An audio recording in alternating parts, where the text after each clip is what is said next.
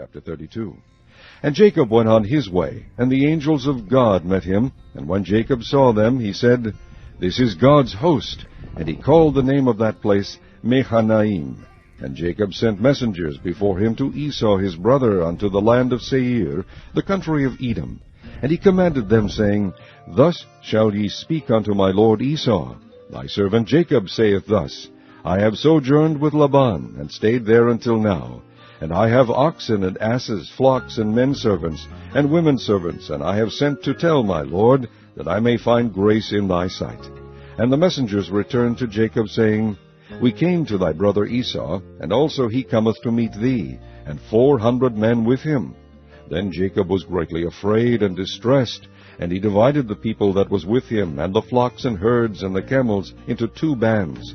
And he said, If Esau come to the one company and smite it, then the other company which is left shall escape. And Jacob said, O God of my father Abraham, and God of my father Isaac, the Lord which saidst unto me, Return unto thy country and to thy kindred, and I will deal well with thee. I am not worthy of the least of all the mercies, and of all the truth which thou hast shewed unto thy servant. For with my staff I passed over this Jordan, and now I am become 2 bands. Deliver me, I pray thee, from the hand of my brother, from the hand of Esau. For I fear him, lest he will come and smite me, and the mother with the children. And thou saidst, I will surely do thee good, and make thy seed as the sand of the sea, which cannot be numbered for multitude.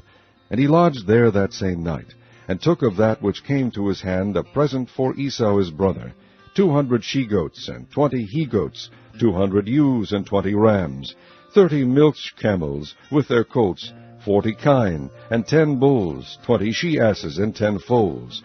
And he delivered them into the hand of his servants, every drove by themselves, and said unto his servants, Pass over before me, and put a space betwixt drove and drove. And he commanded the foremost, saying, When Esau my brother meeteth thee, and asketh thee, saying, Whose art thou? And whither goest thou? And whose are these before thee? Then thou shalt say, They be thy servant Jacob's. It is a present sent unto my lord Esau. And behold, also he is behind us. And so commanded he the second and the third, and all that followed the drove, saying, On this manner shall ye speak unto Esau, when ye find him.